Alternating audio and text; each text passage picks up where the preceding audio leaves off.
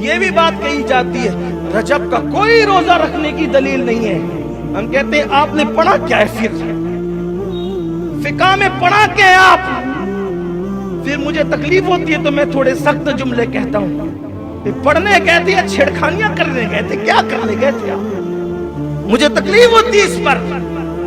رجب میں کوئی روزہ رکھنا ثابت نہیں ہے. ارے نادان، وما خلقت الجن والانس الا لیعبدون کا مطلب کیا ہے؟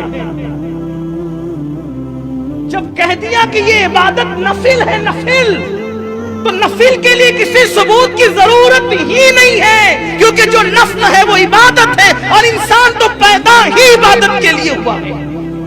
جس دن چاہو روزہ رکھ لو، جس دن چاہے عبادت کر لو، جس دن چاہے نوافل پڑھ لو. اس کے لیے ثبوت کی کیا ضرورت ہے؟